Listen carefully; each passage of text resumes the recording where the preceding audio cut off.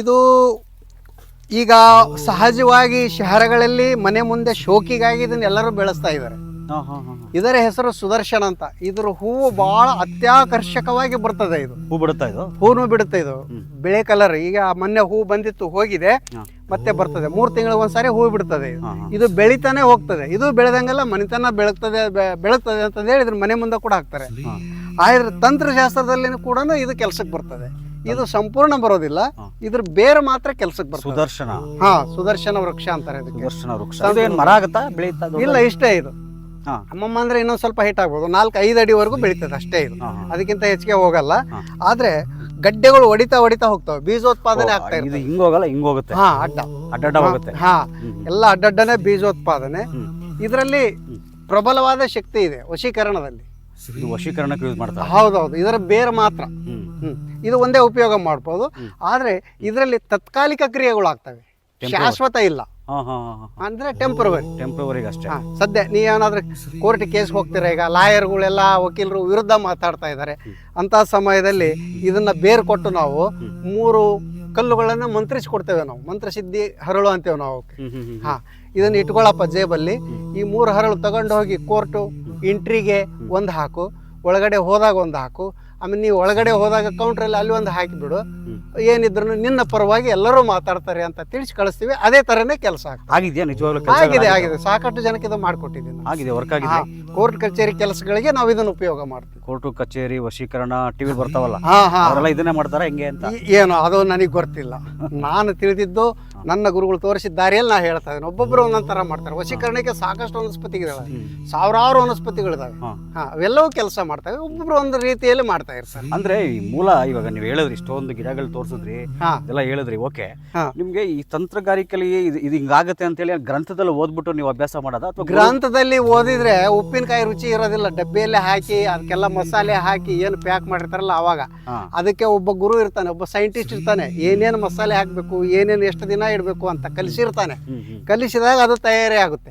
ಹಾಗೆ ಇದಕ್ಕೆ ನಮ್ಮ ಗುರುಗಳು ನಮಗೆ ಕಲಿಸಿರ್ತಾರೆ. ಇಷ್ಟಿಷ್ಟು ದಿನದಲ್ಲಿ ಇದಕ್ಕಿಂತಿಂತ ಸಿದ್ಧಿ ಆಗಬೇಕು, ಹಿಂಗೆಲ್ಲ ಇದಕ್ಕೆ ಆಮಂತ್ರಣ ಕೊಡಬೇಕು, ಇಂತಿಂಥ ಸಮಯದಲ್ಲಿನೇ ತೆಗಿಬೇಕು, ಆಮೇಲೆ ಈ ಥರ ಕೆಲಸ ಮಾಡಬೇಕು, ಆಮೇಲೆ ಒಂದು ಸಾರಿಗೆ ಎಷ್ಟು ಜನಕ್ಕೆ ಕೆಲಸ ಮಾಡಬೇಕು, ಅದನ್ನು ಇದೆ ಸಿದ್ಧಾಂತ. ಸುಮ್ಮನೆ ನೀವು ಕುರಿ ತರ ಇಲ್ಲ. ಅದು ಏನಂದ್ರೆ ಒಂದು ದಿನಕ್ಕೆ ಒಬ್ಬರಿಗೋ ಅಥವಾ ಇಬ್ಬರಿಗೆ, ಜಾಸ್ತಿ 3 ಜನಕ್ಕೆ ಮಾಡಿಕೊಡ್ಬೋದು. ಅದ್ರ ಮೇಲೆ ಮತ್ತೆ ಪವರ್ ಕಡಿಮೆ ಆಗ್ತದೆ. ನಮ್ದು ಮ್ಯಾಕ್ಸಿಮಮ್ 3 ಜನಕ್ಕೆ ಮಾಡಿಕೊಡ್ಬೋದು. ಇದ್ರ ಜೊತೆಗೆ ಕಲ್ಲುಗಳು, ಅವು ಬಿಳೆ ಕಲ್ಲು ಬರ್ತವೆ. ಅದು ಕಲ್ಲು ಸಪರೇಟ್ ಅಂದ್ರೆ ಯಾವ ಕಲ್ಲಾದ್ರೂ ಆಗುತ್ತಾ? ಯಾವ ಕಲ್ಲಾದ್ರೂ ಅಂದ್ರೆ ಬಿಳೆ ಕಲ್ಲು ಇದ್ರೆ ತುಂಬಾ ಸರಿ. ಅಷ್ಟು ಬಿಳೆ ಕಲ್ಲು, ಬಿಳೆದು ಬೆಂಜರಿ ಕಲ್ಲು ಅಂತಾರೆ ಈ ಕಡೆ ನಮ್ಮ ಉತ್ತರ ಕರ್ನಾಟಕದ. ಆ ಕಲ್ಲನ್ನ ಮಂತ್ರಿಸಿ ಕೊಡ್ತೀವಿ. ಇದನ್ನ ಈ ತರ ಕೋರ್ಟ್ ಎಂಟ್ರಿಗೆ ಹೋದಾಗ ಎಂಟ್ರಿಯಲ್ಲಿ ಒಂದು ಹಾಕಪ್ಪ, ಒಳಗಡೆ ಒಂದು ಹಾಕು, ನೀನ್ ಒಳಗೆ ಕೌಂಟರ್ ಹತ್ರ ಹೋದಾಗ ಅಲ್ಲಿ ಒಂದು ಹಾಕು. ಅಂದ್ರೆ ನೀವ್ ಹೆಂಗೆ ಇವಾಗ ಕೋರ್ಟ್ ಅಂದ್ರೆ ಎಲ್ಲಾ ಕೇಸ್ಗೂ ಒಂದೇ ತರ ಆಗುತ್ತಾ? ಇವಾಗ ಎಕ್ಸಾಂಪಲ್, ಇವಾಗ ಗಂಡ ಹೆಂಡತಿ ಜಗಳ ಇರುತ್ತೆ, ಇಲ್ಲ ಯಾರಿಗೂ ಆಸ್ತಿ ಜಗಳ ಇರುತ್ತೆ, ಅವ್ರಿಗೆ ಸಪರೇಟ್ ಆಗಿ ಮಾಡ್ತೀರಾ, ಇಲ್ಲಾಂದ್ರೆ ಎಲ್ಲರಿಗೂ ಒಂದೇ ಮೂಲ? ಅವ್ರ ಕೇಸ್ ಯಾವ ತರ ಇದೆ ಕೇಳ್ಬಿಟ್ಟು ಆ ತರ ಅದಕ್ಕೆ ಸಂಬಂಧಪಟ್ಟಂತ ಮಂತ್ರ ಸಿದ್ಧಿ ಮಾಡಿ ಕೊಟ್ಟಿರ್ತೀವಿ. ಹೀಗಾಗಿ ಆ ಕಲ್ಲು ಕೊಡೋದು ಇದು ಒಂದೇ ಕೆಲಸ ಮಾಡೋದು. ಇದು ಸ್ತಂಭನ, ವಾಕ್ಯ ಸ್ತಂಭನ ಅಂತಾರೆ. ವಾಕ್ಯ ಸ್ತಂಭನ ಅಂದ್ರೆ ನಾವು ಏನು ವಿರುದ್ಧವಾಗಿ ಮಾತಾಡೋ ವಾಕ್ಯಗಳನ್ನ ಸ್ಥಗಿತ ಮಾಡ್ತದೆ. ಆಮೇಲೆ ಅದು ಯಾವ್ಯಾವ ಕೇಸಿಗೆ ಸಂಬಂಧಪಟ್ಟಿರ್ತವೆ ಅದಕ್ಕೆ 108 ಮಂತ್ರಗಳಿದಾವೆ. ನಿಮ್ದು ಆಸ್ತಿ ಯಾತ್ರೆಯಿಂದ ಅದಕ್ಕೆ ಬೇರೆ, ಆಮೇಲೆ ಕೊಲೆ ಮಾಡಿದ್ರೆ ಅದಕ್ಕೆ ಬೇರೆ. ಇವಕ್ಕೆಲ್ಲ ಬಿಡುಗಡೆ ಸಿಗೋದಕ್ಕೆ ಲೇಟ್ ಆಗುತ್ತೆ, ಆದ್ರೆ ಅಂದ್ರೆ ನಿಮ್ಮ ಪರವಾಗಿ ಆಗುತ್ತೆ, ನಿಮ್ಮ ಪರವಾಗಿನೇ ಮಾತಾಡ್ತಾರೆ ಎಲ್ಲರೂ. ತಪ್ಪು ಮಾಡ್ಬಿಟ್ಟು ಇದನ್ನ ಯೂಸ್ ಮಾಡ್ಬಿಟ್ರೆ ತಪ್ಪಾಗಿ ಬೇಲ್ ಸಿಗುತ್ತೆ ಅಷ್ಟೇ. ಕೇಸ್ ನಡೀತಾನೆ ಇರ್ತವೆ. ಈಗ ಒಳಗಡೆ ಇದ್ರೆ ಅಂದ್ರೆ ಬೇಲ್ ಸಿಗುತ್ತೆ ಅವ್ರು. ಆಮೇಲೆ ಸಿವಿಲ್ ಕೇಸ್ಗಳು ಏನಿದಾವಲ್ಲ ಅವೆಲ್ಲ ನಮ್ಮಂತಾನೆ ಪರಿಹಾರ ಆಗ್ತವೆ. ಅದಕ್ಕೆ ಇಷ್ಟೇ ದಿನದಾಗ ಆಗ್ತದೆ ಅಂತ ಹೇಳಕ್ಕಾಗಲ್ಲ. ಅದು ಕೋರ್ಟ್ ನಿಯಮ, ಕಾನೂನು, ಅದು ಬದಲಾವಣೆ ಮಾಡಕ್ ಸಾಧ್ಯ. ಅವ್ರ ಕಡೆ ಆಗುತ್ತೆ. ಸೋಲ್ತೀವಿ ಅನ್ನೋ ಸಂದರ್ಭದಲ್ಲಿ ಇದನ್ನ ಮಾಡಿಕೊಟ್ರಂದ್ರೆ ಅವರಂತೆ ಆಗುತ್ತೆ. ಈ ತರ ಅದು ನ್ಯಾಯವಾಗಿದ್ರೆ ಮಾತ್ರ. ಅದು ಅಲ್ಲದೆ ಇದನ್ನು ಹೇಳಿದ್ರೆ ಟೆಂಪ್ರವರಿ ಅಂತ, ತಾತ್ಕಾಲಿಕವಾಗಿ ಒಂದೇ ಸಾರಿ ಹೋಗಿ ಬರ್ತೀರಾ ನೀವು, ಮತ್ತೆ ಮುಂದಿನ ತಿಂಗಳು ಹೋಗ್ತೀರಾ, ಮತ್ತೆ ಮಾಡ್ಕೊಂಡು ಹೋಗ್ಬೋದು. ಈ ಸಾರಿ 3 ಸಾರಿ ಒಬ್ಬ ಮನುಷ್ಯನಿಗೆ ಮಾಡಿಕೊಡ್ತೀವಿ, 3 ಟರ್ಮ್. ಈ ತರ ಇದೆ ಇದು ಸುದರ್ಶನ ವೃಕ್ಷ. ಓಕೆ, ಸುದರ್ಶನ ನೋಡಿ, ಗಿಡ ಇದು ಅಂತ. ನಾನು ಯಾವ್ದೋ ಶೋ ಗಿಡ ಅನ್ಕೊಂಡಿದ್ದೆ ನಾನು. ಇಲ್ಲ, ಈಗೆಲ್ಲ ಶೋಗಾಗಿನೇ ಇದನ್ನ ಬೆಳೆಸ್ತಾ ಅಲ್ಲ, ಇದ್ದಾರೆ. ನಾನು ನಿಮ್ಮ ಮಠಕ್ಕೆ ಬಂದಾಗ ಫಸ್ಟು ಹಾ, ಇದೇನು ಮಠ ಅಂತಾರೆ, ಈ ಕ್ರಿಸ್ಮಸ್ ಟ್ರೀ ಹಾಕವ್ರೆ, ಇದ್ಯಾವುದೋ ಶೋ ಗಿಡಗಳು ಹಾಕವ್ರೆ, ಹೆಂಗಿದೆ ಏನ್ ಮಠ ಇದು ಒಂದ್ಸತಿ ನೋಡೋಣ, ಎಂಕ್ವೈರಿ ಮಾಡೋಣ ಅನ್ಕೊಂಡು ಬಂದಿದ್ದು ಒಳ್ಳೇದಾಯ್ತು. ಜನಕ್ಕೆ ಮಾಹಿತಿ ಹೋಗ್ಬೇಕು, ನಿಜವಾದ ಮಾಹಿತಿ ತಿಳಿಸ್ಬೇಕು ಜನ. ಬಟ್ ಅದೇ ನೀವು ಹೇಳದ್ಮೇಲೆ ಗೊತ್ತಾಗ್ತಿದೆ ಇದು ಶೋ ಅಲ್ಲ, ಇದ್ರಲ್ಲಿ ಕೆಲಸ ಇದೆ, ವರ್ಕ್ ಆಗುತ್ತೆ ಹೌದು. ತಾಂತ್ರಿಕ ವಿದ್ಯೆಯಲ್ಲಿ ಅಂತ. ಸತ್ಯವಾಗಿ ನಿಜವಾದ ವಸ್ತುಗಳನ್ನು ಉಪಯೋಗ ಮಾಡಿದ್ರೆ ಕೆಲಸ ಆಗುತ್ತೆ. ದೊಡ್ಡ ದೊಡ್ಡ ಶಹರಗಳಲ್ಲಿ ಕುತ್ಕೊಂಡಿರ್ತಾರೆ ಈಗೆಲ್ಲ ಜ್ಯೋತಿಷ್ಯ ಹೇಳೋರು, ಇಂಥವೆಲ್ಲ ಆಯುರ್ವೇದ ತಾಂತ್ರಿಕರು ಎಲ್ಲರೂ ಇರ್ತಾರೆ. ದೊಡ್ಡ ದೊಡ್ಡ ಬೋರ್ಡ್ ಹಾಕೊಂಡು ಒಳಗೆ ಸಿಂಹಾಸನದ ಮೇಲೆ ಕುತ್ಕೊಂಡು ನಾವು ಹಂಗೆ ಮಾಡ್ತೀವಿ ಹಿಂಗೆ ಮಾಡ್ತಾರೆ ಅಂತಂದೇಳಿ ಅಂಗಡಿಯಿಂದ ತರಿಸಿ ಮಾಡಿ ಕೊಡ್ತಾರೆ ಅವರು. ಅಂಗಡಿಯಿಂದ ತಂದು ಮಾಡಿ ಕೊಟ್ಟಿದ್ದು ಯಾವುದೇ ಕೆಲಸ ಆಗಲ್ಲ, ವನಸ್ಪತಿಗಳಲ್ಲಿ ಮಾತ್ರ.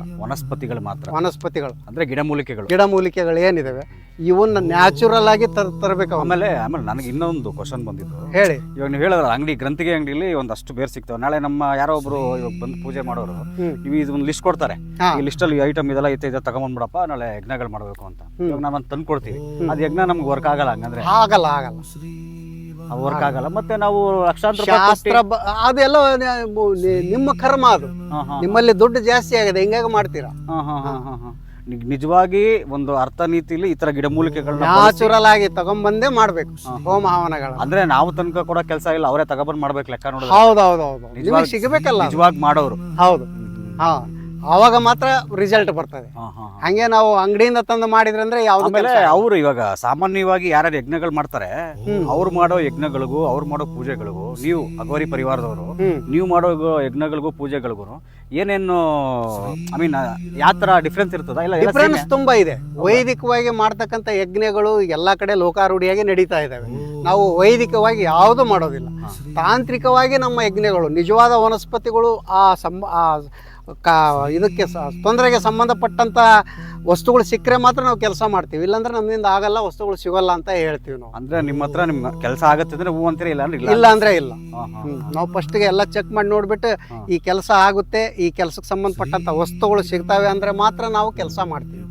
ಇಲ್ಲಾಂದ್ರೆ ಇಲ್ಲ, ಇಂಥ ದಿನ ಬಾರಪ್ಪ ಐಟಮ್ಗಳೆಲ್ಲ ಸಿಕ್ಕಾಗ ಅವಾಗ ಮಾಡಿಕೊಡ್ತೀವಿ ಅಂತ ಹೇಳ್ತೀವಿ. ಈ ತರ ಅಂದ್ರೆ ಸಾಮಾನ್ಯವಾಗಿ ಪ್ರಕೃತಿಲಿ ಎಲ್ಲದಕ್ಕೂ ಪರಿಹಾರ ಇದೆ. ಹೌದು, ಎಲ್ಲದಕ್ಕೂ ಪರಿಹಾರ ಇದೆ. ಮಾಡ್ತಕ್ಕಂಥವನು ನಿಜವಾದ ಸಾಧಕನಿರ್ಬೇಕು, ಸರಿಯಾದ ವಿದ್ಯೆ ಗೊತ್ತಿರಬೇಕು, ವಿದ್ಯೆ ಗೊತ್ತಿರಬೇಕು, ಗುರು ಇರಬೇಕು, ಸರಿಯಾದ ಗುರು ಇರಬೇಕು. ಗುರು ಮಾರ್ಗದರ್ಶನದಲ್ಲಿ ಅವನು ಬೆಳೆದು ಬಂದಿರಬೇಕು, ಕೊನೆಯವರೆಗೂ ಗುರು ಇರಬೇಕು ಅವನ ಜೊತೆಯಲ್ಲಿ. ಇದ್ದಾಗ ಮಾತ್ರ ಇವನ್ನೆಲ್ಲ ಸಾಧನೆ ಮಾಡ್ಲಿಕ್ಕೆ ಕಲೀಲಿಕ್ಕೆ ಸಾಧ್ಯ ಆಗ್ತದೆ. ಹಂಗೆ ಯಾರೋ ಹೇಳಿದ್ರು ನಾನು ಪುಸ್ತಕದಲ್ಲಿ ನೋಡಿ ಮಾಡಿದೆ ಅಂತ ಅಂದ್ರೆ ಸಾಧ್ಯ ಇಲ್ಲ. ಶಹರಗಳಲ್ಲಿ ನಡೆಯೋದ್ರಲ್ಲಿ ಎಲ್ಲ ಬರೀ ಢೋಂಗಿಗಳು, ಕಪಟಿಗಳು. ಅದು ವ್ಯಾಪಾರ ಮಾಡೋರು ಮಾಡ್ತಿದ್ದಾರೆ.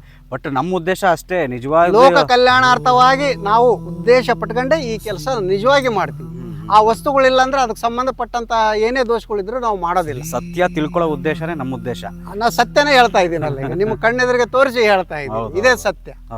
ಇದಕ್ಕೆ ಸುದರ್ಶನ ಬೇರ್ ಕೊಡ್ರಿ ಅಂದ್ರೆ ಕೊಡ್ತಾರೆ ಗ್ರಂಥಿಗೆ ಅಂಗಡಿಯಲ್ಲಿ, ತಂದಿಟ್ಟಿರ್ತಾರೆ, ಯಾವಾಗೋ ಕಿತ್ತಿರ್ತಾರೆ, ಮಲಿನ ಅಪವಿತ್ರತೆಯಿಂದ ತಂದು ಅವ್ರ ದುಡ್ಡಿಗೆ ಆಸೆಗಾಗಿ ತಗೊಳ್ಳಿ ಇದು ಸುದರ್ಶನ ಬೇರಂತೆ, ಅದಕ್ಕೆ ಇನ್ನೊಂದು ಸ್ವಲ್ಪ ಅದು ಇದು ಏನೇನೋ ಸೇರಿಸಿ ಕೊಟ್ಟು ಬಿಟ್ಟಿರ್ತಾರೆ. ಅದು ಎಷ್ಟೋ ದಿನ ಇಟ್ಟಿರ್ತಾರೆ, ಅದು ಹೆಂಗೆ ಕೆಲಸ ಮಾಡ್ತದೆ?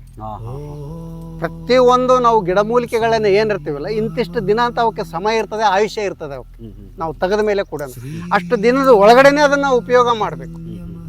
ಅದರ ನಂತರ ಅದು ಮತ್ತೆ ನಾವು ನಿಜವಾಗಿ ಅದನ್ನ ಶಾಸ್ತ್ರಬದ್ಧವಾಗಿ ತಂದ್ರು ಕೂಡ ಅದು ಸಮಯ ಮೀರಿತು ಅಂದ್ರೆ ಕೆಲಸ ಮಾಡೋದಿಲ್ಲ ಅದು. ಅದೇ ನೀವು ಹೇಳ್ದಂಗೆ ಯಾವುದೇ ಗಿಡಮೂಲಿಕೆ ಆದ್ರೂ ಅದಕ್ಕೆ ನಕ್ಷತ್ರ, ಸಮಯ ಇದೆಲ್ಲ ಬಹಳ ಇಂಪಾರ್ಟೆಂಟ್. ಅದನ್ನ ನೀವು ಖುದ್ದಾಗಿ ನೀವೇ ತಂದು ಅವ್ರ ಕಷ್ಟಗಳನ್ನ ಕೇಳಿ ಅದಕ್ಕೆ ಯಾವ ತರ ಸಮಸ್ಯೆ ಪರಿಹಾರ ಮಾಡಬೇಕು ಅಂತ ತಿಳ್ಕೊಂಡು ಅದನ್ನ ಮಾಡಿದ್ರೆ ಪರ್ಫೆಕ್ಟ್ ಆಗಿ ವರ್ಕ್ ಆಗುತ್ತೆ ಅಂತೀರಾ? ಅದನ್ನ ಮಾಡೋದು ನಾವು ಗುಪ್ತವಾಗಿ. ನಮ್ಮ ಯಜ್ಞ ಹವನಗಳು ನಡೆಯೋದು ರಾತ್ರಿ 12 ಗಂಟೆಯಿಂದ ಬೆಳಗ್ಗೆ 2-2:30, 3 ಗಂಟೆ ಲಾಸ್ಟ್. ಗುಪ್ತವಾಗೇ ಮಾಡ್ತೀವಿ. ಯಾಕಂದ್ರೆ ನಾವು ಇದೇ ವೇಷಭೂಷದಲ್ಲೇ ಇರ್ತೇವೆ. ಭಕ್ತಾದಿಗಳನ್ನ ಕೂರಿಸಿ ಅದು ಕೆಲಸ ಮಾಡ್ಲಿಕ್ಕೆ ಆಗೋದಿಲ್ಲ. ಅವರಿಗೆ ಬೆಳಿಗ್ಗೆ ನಾವು ಬರ್ಲಿಕ್ಕೆ ಹೇಳ್ತೀವಿ ಪೂರ್ಣಾವತಿಗೆ. ಕೆಲಸ ಮುಗಿದ್ಮೇಲೆ ಪೂರ್ಣಾವತಿ ಮಾಡ್ಕೊಂಡು ನಾವ್ ಏನ್ ರೆಡಿ ಮಾಡಿರ್ತೀವಿ ಐಟಮ್ಗಳನ್ನ ಮನೆಯಲ್ಲಿ ರಕ್ಷಣೆಗೆ ಇಟ್ಕೊಳ್ಳಿಕ್ಕೆ, ಅವನ್ನೆಲ್ಲ ರೆಡಿ ಮಾಡಿರ್ತೀವಿ, ಬಂದು ತಗೊಂಡು ಹೋಗ್ರಿ ಪೂರ್ಣಾವತಿ ಕೊಟ್ಟು ಅಂತ ಹೇಳ್ತೀವಿ. ಈ ತರ ನಮ್ದು ಅಘೋರ ಯಜ್ಞಗಳು ನಡೆಯೋದೆಲ್ಲ ರಾತ್ರಿ 12 ಗಂಟೆಯಿಂದ 2-3 ಗಂಟೆವರೆಗೂ. ಆಮೇಲೆ ಅಘೋರಿಗಳು ಯಾರು ರಾತ್ರಿ ನಿದ್ದೆ ಮಾಡೋದಿಲ್ಲ, ಅವ್ರದೆಲ್ಲ ಯೋಗ ನಿದ್ದೆ. ಈಗ ನಿಮ್ ಜೊತೆಗೆ ಮಾತಾಡ್ತಾನು ಇದೀನಿ, ನಾನು ನಿದ್ದೆನೂ ಮಾಡ್ತಾ ಇದೀನಿ. ಹೌದಾ? ಅಷ್ಟೇ. ಅದು ಯೋಗ ನಿದ್ದೆ ಅಂತಾರ? ಯೋಗ ನಿದ್ರೆ. ಹಂಗೆ ಮಾತಾಡ್ತಾ ಮಾತಾಡ್ತಾ ನಿದ್ದೆ ಮಾಡ್ಬೋದಾ? ಹೌದೌದೌದು, ಯೋಗದಲ್ಲಿ ಮಾತ್ರ ಸಾಧ್ಯ. ಯೋಗ ಯಾರು ಕಲ್ತಿರ್ತಾರೆ ಅವ್ರಿಗೆ ಮಾತ್ರ ಸಾಧ್ಯ, ಎಲ್ಲರಿಗೂ ಸಾಧ್ಯ ಆಗಲ್ಲ. ಯೋಗ ಸಾಧನೆಯಲ್ಲಿ ಯೋಗ ಸಾಧನೆಯಲ್ಲಿ ಫ್ರೆಶ್ ಆಗೇ ಇರ್ತಾನೆ ಆ ಮನುಷ್ಯ ಯಾವಾಗಲೂ. ನಿದ್ದೆನೂ ಮಾಡ್ತಾ ಇರ್ತಾನೆ, ಮನುಷ್ಯರ ಜೊತೆಗೆ ಮಾತಾಡ್ತಾನೆ ಇರ್ತಾನೆ, ಕೆಲಸನೂ ಮಾಡ್ತಾ ಇರ್ತಾನೆ. ಯೋಗ ನಿದ್ರೆಯಲ್ಲಿ ಯಾರು ಯೋಗ ನಿದ್ರೆಯನ್ನು ಕಂಡುಕೊಂಡಿರ್ತಾರೆ ಅವರು ಶರೀರ ಯಾವಾಗಲೂ ಸಂಪೂರ್ಣ ಆಯುಷ್ಯ ಕಳೀತಾರೆ, ಯಾವಾಗಲೂ ಫ್ರೆಶ್ ಆಗೇ ಲುಕ್ ಆಗೇ ಇರ್ತಾನೆ ಆ ವ್ಯಕ್ತಿ.